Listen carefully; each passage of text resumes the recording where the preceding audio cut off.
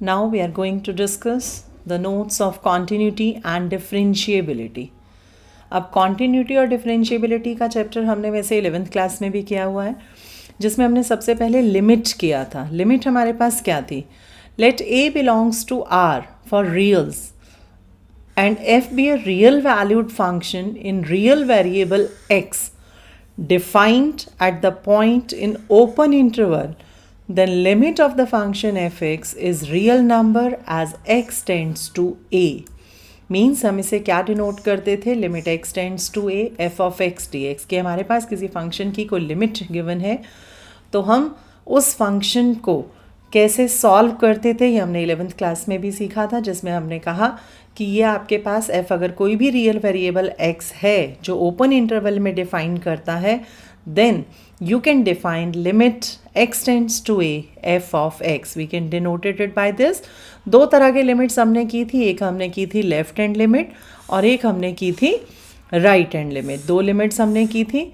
सबसे पहले अगर हम बात करते हैं कि लेफ्ट हैंड लिमिट की, तो उस केस में हमने क्या कहा था कि late a belongs to r and f be a real valued function in real variable x defined at the point in the near left to a.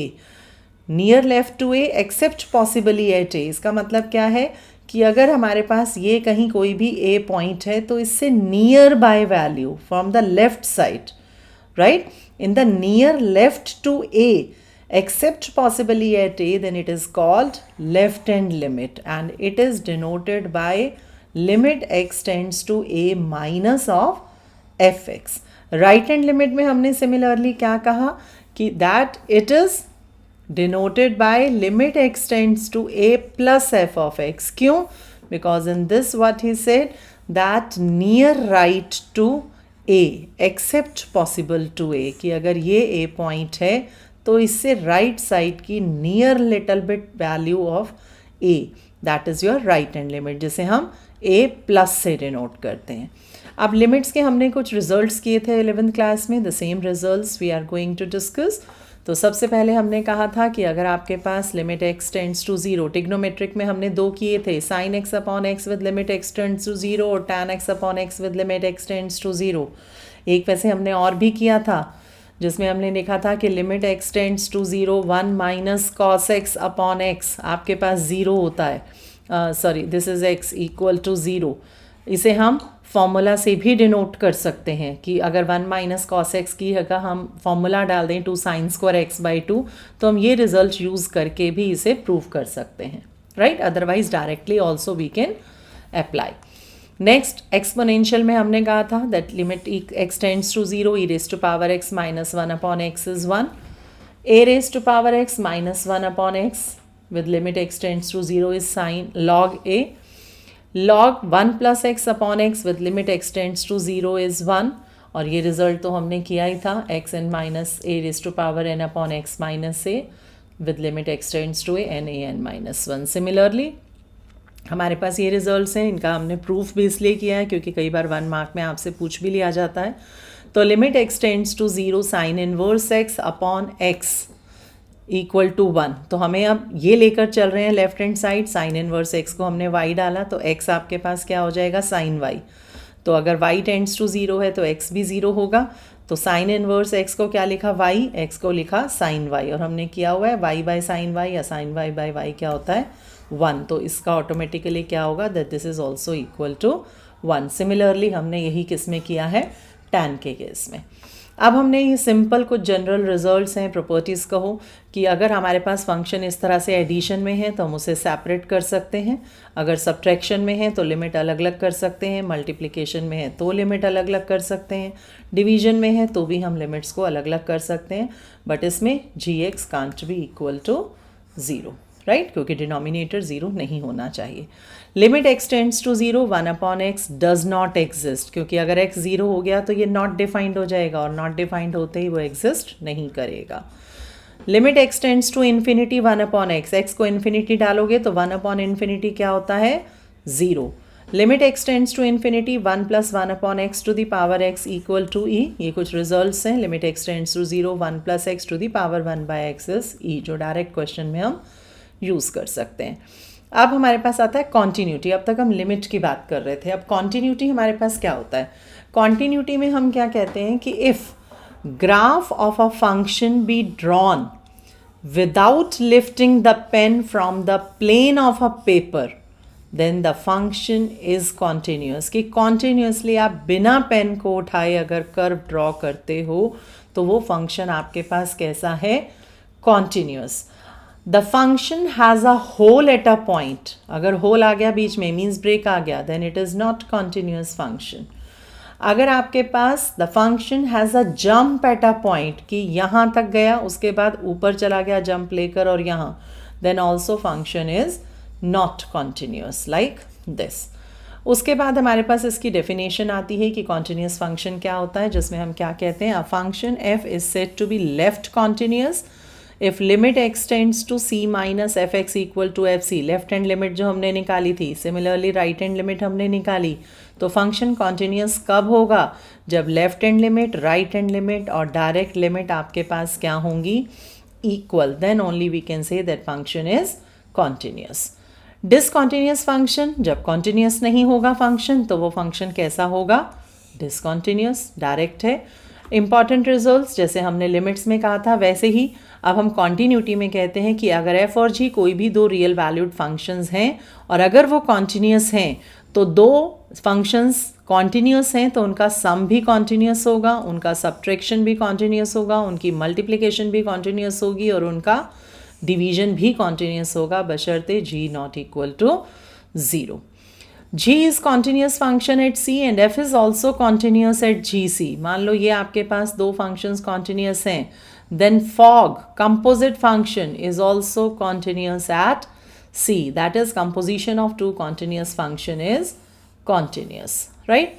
alpha f is continuous at x equal to c। किसी भी constant से function को multiply करें तो भी वो constant ही रहेगा। every polynomial function is continuous, a rational function is continuous at every point of its domain, a function is continuous, then modulus function is also continuous। All the basic trigonometric functions sine, cos, tan, sec, cosec, cot are continuous। Basic inverse trigonometric functions like sine inverse, cos inverse, tan inverse, cot, sec, inverse, cosec inverse are continuous at every point of their respective domain of definition। तो ये सारे functions हमारे पास continuous होते हैं। कई जगह हमें directly result show करना पड़ता है तो हम शो करते हैं। नेक्स्ट हमारे पास आता है डिफरेंशिएबिलिटी। डिफरेंशिएबिलिटी में हम क्या कहते हैं कि function f is differentiable if its graph has no corner points. अगर ग्राफ के कोई भी कॉर्नर पॉइंट्स नहीं हैं and has unique tangent with finite slope at every point on the curve, then we have to say that this function is differentiable। There is a corner point at O, so function is not differentiable। अब the curve has vertical tangent। अब देखो एक curve जो है has vertical tangent whose slope is infinite at O, so function is not differentiable. तो differentiability अगर हमें check करनी हो तो हम कैसे चेक करते हैं? उसके लिए हम क्या करते हैं? लेफ्ट हैंड डेरिवेटिव और राइट हैंड डेरिवेटिव निकालते हैं। तो function f is said to B right differentiable if limit x tends to H tends to 0 F of C plus H minus f c upon H. सी क्या होगा? सी वो point होगा जिस point पर हमें डिफरेंशिएबिलिटी चेक करनी है, that is your point c, right. उसके बाद हमारे पास क्या आता है यहाँ पर? Function f is said to be left continuous. अब लेफ्ट डिफरेंशिएबल कब होगा?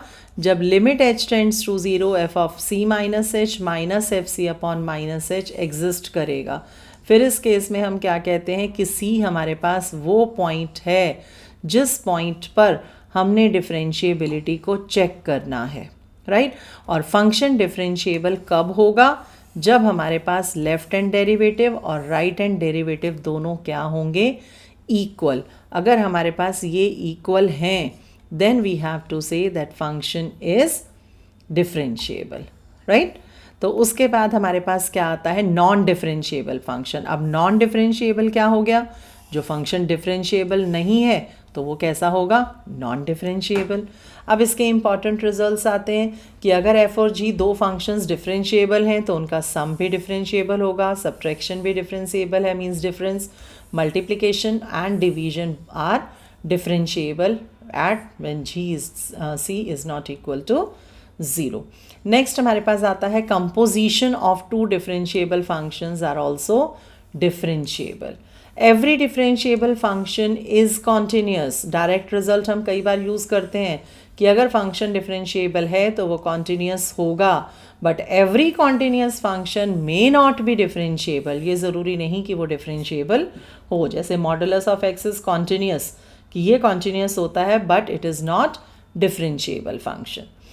नेक्स्ट जो अब हमारे पास आता है वो आता है डिफरेंशिएशन। अब तक तो हमने लिमिट्स और कॉन्टिन्यूटी किया, अब हम कर रहे हैं डिफरेंशिएशन। डिफरेंशिएशन क्या होता है, डेरिवेटिव। डेरिवेटिव मीन्स कि the process of finding f dash x by using the definition is called differentiation, that is from first principle, ab initio method, delta method या limit process method।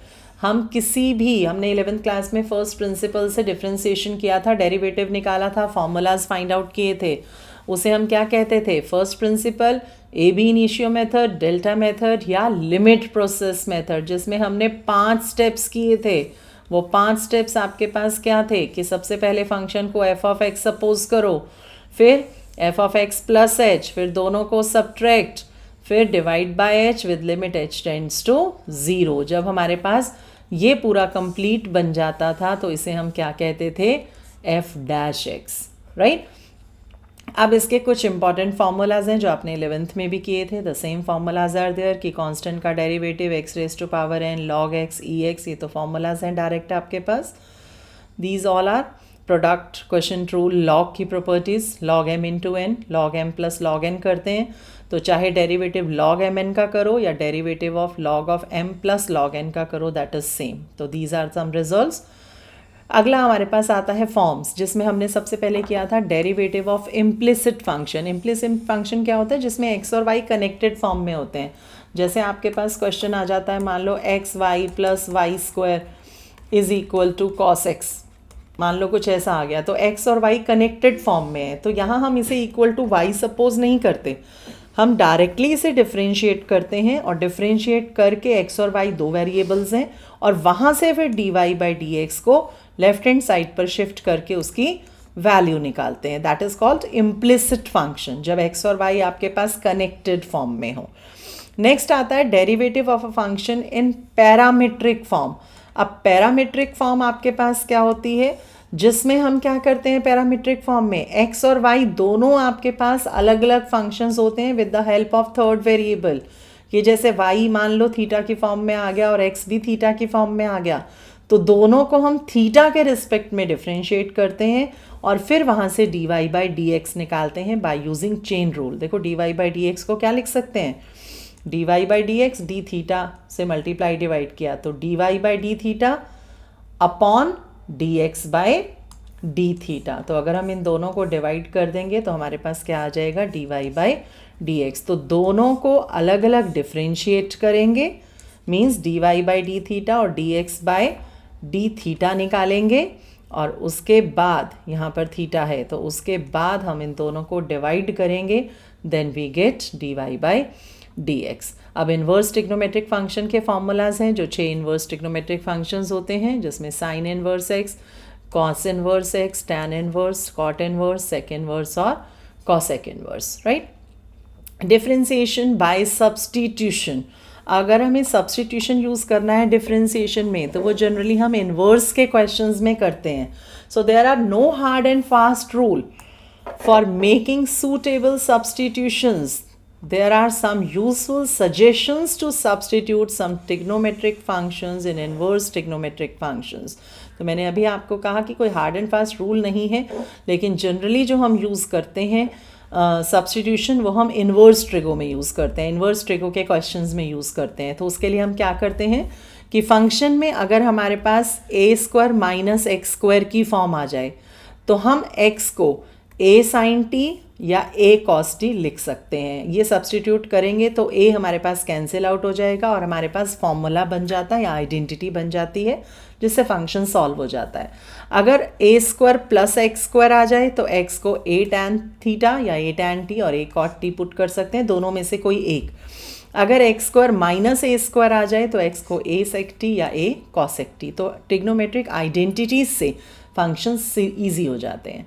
अगला आता है कि under root of a minus x upon a plus x हो या a plus x upon a minus x हो, तो हम x को क्या पुट करेंगे, ए कॉस टी। क्यों करेंगे, क्योंकि जब हम x को ए कॉस टी पुट करेंगे तो a कॉमन आ जाएगा और 1 प्लस कॉस टी का फॉर्मूला बन जाता है 2 कॉस स्क्वायर टी बाई 2 और 1 माइनस कॉस टी का बन जाता है 2 साइन स्क्वायर टी बाई 2।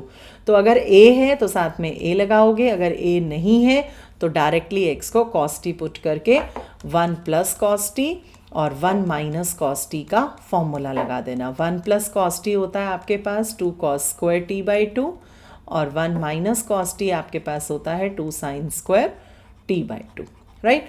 अगर a cos x plus b sine x या a cos x minus b sine x आ जाए तो a को r कॉस एल्फा और b को r sine alpha. Not compulsory कि एल्फा ही डालो, may be theta, may be t, anything you can substitute, then you can simplify it.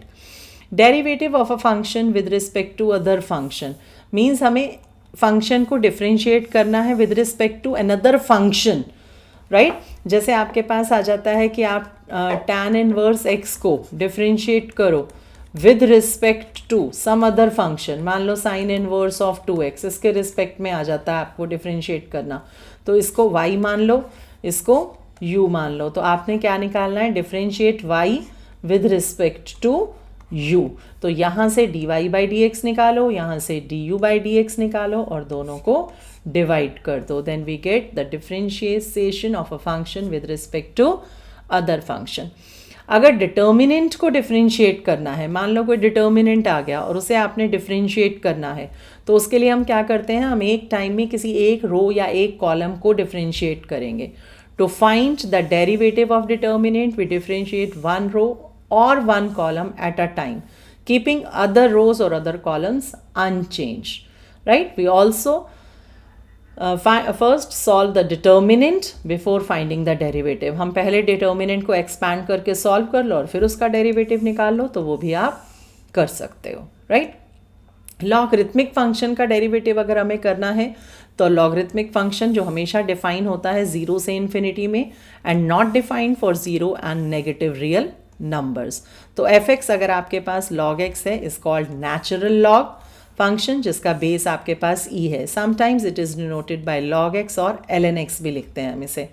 When the base of logarithmic function is not mentioned, अब अगर आपके पास base mention नहीं है logarithmic function का तो it is taken as e। तो log और the function log x to the base a has the following properties. अगर बेस a है या कुछ है तो उसकी प्रॉपर्टीज़ हमारे पास आती हैं, वो क्या कि डोमेन इसका हमेशा 0 से इन्फिनिटी होगा और range is always reals. log 1 to the base a is 0, log 1 आपके पास 0 होता है और अगर ये देखो ये सेम आ जाए बेस और ये नंबर अगर सेम आ जाए तो that is always equal to 1। log x y, log x plus log y, base a चल रहा है, x y is positive, log x by y can be written as log x minus log y, base हम a ले रहे हैं, e लो, generally अगर given नहीं होता तो हम we always considered as taken as e। log m to the power n, तो log x to the power y, y log x to the base a, log x to the power to the base a can be written as log x by log a, it can be known as base changing formula। कई बार आपके पास question आ जाता है कि आपको differentiate करना है log 7 of x को, तो इसे हम कैसे डिफ्रेंशिएट करें, तो इसे सबसे पहले हम लिखते हैं log x upon log 7, right, natural base बनाते हैं और उसके बाद फिर हम इसको डिफ्रेंशिएट करते हैं। तो जब हम इसको अब डिफ्रेंशिएट करेंगे तो 1 by log 7 as it is आएगा और 1 बाय log x का डेरिवेटिव 1 अपॉन x, तो दैट इज़ द आंसर। तो अगर हमें इसे डिफ्रेंशिएट करना है तो पहले हम ये बेस चेंजिंग फॉर्मूला लगाएंगे और फिर उसे डिफ्रेंशिएट करेंगे। a raise to power x is equal to e raise to power x log a। x equal can be written as e log x equal to a log x to the power base a to the base a. These are the logarithmic results. अब logarithmic differentiation अगर हमें करना हो, अब derivative अगर हमें करना है और फंक्शन में log कब लेते हैं, राइट? तो उसके लिए हम कहते हैं कि अगर हमारे पास function to the power function आ जाए, तो इस केस में हम कैसे ऐसे कहते हैं कि लॉगरिथमिक डिफरेंशिएशन है. In order to simplify the differentiation of some function, we first take log and then differentiate. उसे हम लॉगरिथमिक डिफरेंशिएशन कहते हैं. तो उसके लिए हम क्या करना होता है, हमें कैसे पता लगता है कि हमें लॉग लेना है या नहीं लेना और कब लेना है. तो when the given function is a product of some functions, अगर फंक्शन कुछ ऐसा आ जाए जो बहुत सारी मल्टीप्लिकेशंस के साथ है, जैसे एनसीईआरटी में cos x, cos 2x, cos 3x, cos 4x, 4 function multiplication में आ गए, तो आप log लो और log m into n, तो log m plus log n होता है. ऐसे ही log m n w अलग अलग कर सकते हो और उसको डिफ्रेंशिएट कर सकते हो. तो यही उसने लिखा कि then the logarithmic converts the product into a sum and this facilitates the differentiation. Next आपके पास आता है when the variable occurs in the exponent that is given function is of this form, function to the power function, कि power में भी अगर आपके पास x आ गया then also you can take log. तो यहाँ जब आता है तो रिजल्ट लगता है ये log u v w अगर है तो हम इसे क्या लिखते हैं, log u plus log v plus log of w. लेकिन यहाँ अगर function to the power function आता है तो हमारा रिजल्ट कौन सा लगता है, log m raise to power n, that is n log m, और उसके बाद फिर हम उसमें प्रोडक्ट रूल लगाते हैं, राइट? सेकेंड ऑर्डर डेरिवेटिव की अगर हम बात करें तो सेकेंड ऑर्डर डेरिवेटिव में हम क्या कहते हैं कि if the function f is differentiable then its derivative f dash x is called first order derivative. If the function f dash x is again differentiable then its derivative f double dash x is called second order derivative. कि अगर पहले हमने first derivative पूरा find out कर लिया, उसके बाद अगर हम दोबारा उस फंक्शन को डिफरेंशिएट कर सकते हैं then it is called second derivative test, right? तो जैसे इसमें आप फर्स्ट ऑर्डर डेरिवेटिव को हम क्या कहते हैं, y equal to f x अगर कोई भी फंक्शन है तो first order derivative means f dash x या dy बाई डी एक्स या y1 या y डैश या d ऑफ y. ये हमारे पास फर्स्ट डेरिवेटिव की को हम डिनोट करते हैं इससे, कि क्वेश्चन में कभी भी f डैश एक्स आ जाए, dy by D x, y1 या y डैश आ जाए, that means it's your first order derivative. और अगर फंक्शन में f double dash X, d2y by D x square, y2, y double dash या d2y अगर आ जाए तो that is your second derivative, right?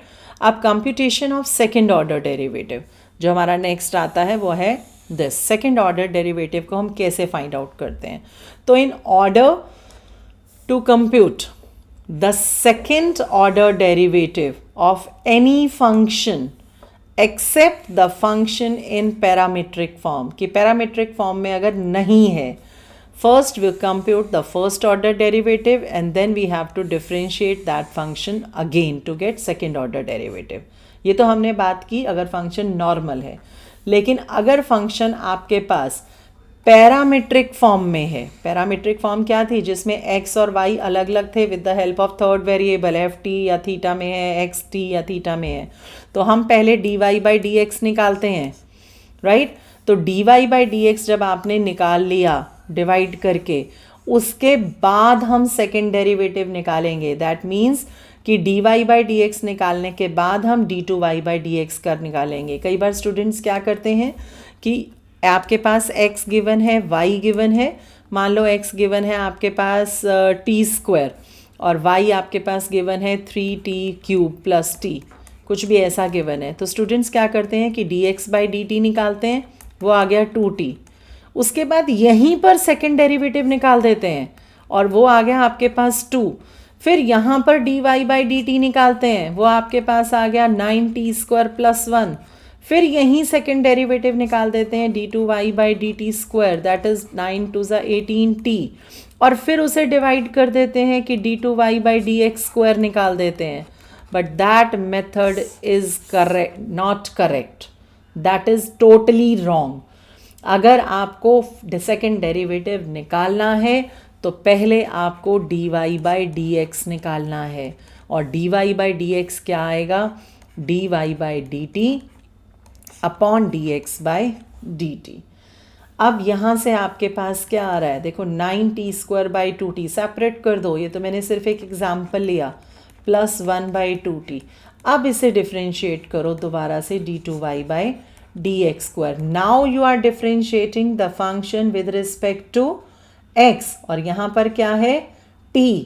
तो आप जब इसका डेरिवेटिव करोगे 9 बाई 2 प्लस अब 1 by 2 as it is, t raise to 1 by t का क्या होता है minus 1 by t square into क्या आ जाएगा dt by D x, because you are differentiating with respect to x but function में क्या है t। तो आप dt बाई डी एक्स से मल्टीप्लाई करोगे और dt बाई डी एक्स की वैल्यू यहाँ से पुट करोगे and then you gate second derivative. तो बी केयरफुल अबाउट इट, क्योंकि यहाँ कॉमन मिस्टेक स्टूडेंट्स बहुत करते हैं। जब भी सेकेंड डेरिवेटिव आए तो पहले आपने फर्स्ट डेरिवेटिव पूरा कंप्लीट करना है, उसके बाद सेकेंड डेरिवेटिव निकालना है और उसमें इनटू में dt बाई डी एक्स करके उसकी वैल्यू पुट करनी है, राइट। नेक्स्ट आती है अब आपके पास रोल्स थ्योरम। रोल्स थ्योरम आपके पास दो थ्योरम्स हैं, एक रोल्स थ्योरम और एक मीन वैल्यू थ्योरम। तो रोल्स थ्योरम आपके पास क्या है, जिसमें हम कहते हैं कि function f is continuous in closed interval, differentiable in open interval and f of a equal to f of b। अब इसमें हम कॉन्टीन्यूटी चेक करके नहीं दिखाते, हमने ऊपर रिजल्ट किए थे जिसमें हमने क्या कहा था कि अगर ट्रिग्नोमेट्रिक फंक्शन है तो being a trigonometric function the given function is continuous, being an algebraic function, being a trigonometric function, being an exponential function. तो हम सिर्फ एक लाइन लिखते हैं, कॉन्टिन्यूटी चेक करके नहीं दिखाते। That the function is continuous in closed interval, ध्यान रखना continuous, see for continuous in closed interval, right. Differentiable in open interval and f of a equal to f of b, कि अगर कोई भी function में इंटरवल गिवन है तो function में पहले लोअर अब a और फिर b डाल दो। अगर दोनों इक्वल आते हैं then we have to say that all the conditions of Rolle's theorem are satisfied, therefore there exist a point c such that f dash c 0। तो f डैश c 0 मीन्स जो derivative आपके पास आता है उसमें x को c कर दो, वहाँ से c की वैल्यू आती है and that is the Rolle's theorem. अब इसमें क्या आता है कि रोल्स थ्योरम फेल कब होती है, for the function which does not satisfy even one of the three condition. अगर कोई भी एक कंडीशन सेटिस्फाई ना हो तो Rolle's theorem is not satisfied, that means Rolle's theorem fails. Converse of Rolle's theorem may not be true, converse ज़रूरी नहीं कि ट्रू हो, कि अगर f dash x may be zero at a point in A B without satisfying all the three conditions of Rolle's theorem, कि अगर f dash c 0 है तो ज़रूरी नहीं कि कंडीशन सेटिस्फाई करें, तो converse of Rolle's theorem is not satisfied. Next आती है लेग्रेंजेस मीन वैल्यू थ्योरम। इसमें हमारे पास वही सेम तीन कंडीशंस होती हैं, बट इसमें डिफरेंस अब आपके पास क्या है। सबसे पहले हम कहते हैं कि फंक्शन कॉन्टिन्यूस है क्लोज्ड इंटरवल में, डिफरेंशिएबल है ओपन इंटरवल में। उसमें हमारे पास क्या था कि F A equal to F B था, इसमें F A is not equal to F of B है, दैट इज़ बी, दोनों इक्वल नहीं है। तो all the conditions of mean value theorem are satisfied, then there exist a point C such that f dash c is f of b minus F A upon b minus A. यहाँ से हम values put करके value किसकी निकालते हैं, c की, right. फिर से वही Lagrange's mean value theorem fail कब होगी, जब कोई भी एक कंडीशन सेटिस्फाई ना करे। दोनों तीनों में से अगर एक भी सेटिस्फाई नहीं करती तो mean value theorem is not satisfied. अब यहाँ टू कंडीशंस इसलिए लिखी हैं क्योंकि कई बार बुक्स में जो थर्ड कंडीशन है F A is not equal to F B वो मेंशन नहीं होती, राइट। सो इसलिए हमने टू लिखा, otherwise you can write all the conditions. The converse of mean value theorem may not be true, for f dash c may be equal to this at point c in AB without satisfying both the conditions of Lagrange's mean value theorem. तो ये आपके पास था differentiation, explanation of continuity and differentiability, right? Thank you.